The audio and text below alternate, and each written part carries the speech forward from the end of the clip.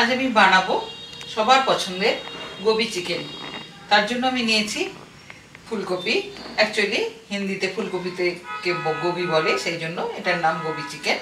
ফুলকপি বড় বড় সাইজ করে কেটে নিয়েছি, আলু নিয়েছি, এখানে আছে চিকেন, 500 গ্রাম চিকেন আছে এখানে। এখানে ইনগ্রিডিয়েন্টস নিয়েছি একটু বলে দিই, অন্যান্য দিনের মতো। পেঁয়াজ কুচানো নিয়েছি, গরম মশলা, সর্ষের তেল, লঙ্কার গুঁড়ো, জিরের গুঁড়ো, আদা রসুনের বাটা, হলুদ আর লবণ, গোটা কাঁচা লঙ্কা পরে আমি দিয়ে দেবো। ওটা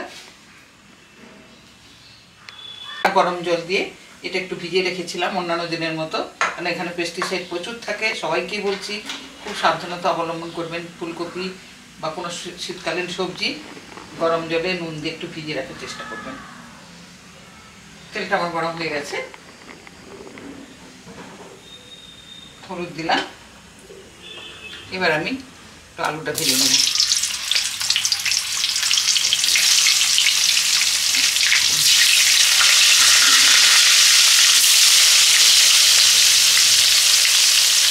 এটা আপনারা অবশ্যই বাড়িতে বানিয়ে খাবেন। ভাতের সঙ্গে খাওয়া যায়, রুটি পরোটার সঙ্গে খাওয়া যায়, আর শীতকালে তো এটা ভীষণ ভালো লাগবে খেতে। আলুটা আমার ভাজা হয়ে গেছে, তুলে নিচ্ছি, লাল করে ভেজে নিচ্ছি। এরপরে ফুলকপিগুলো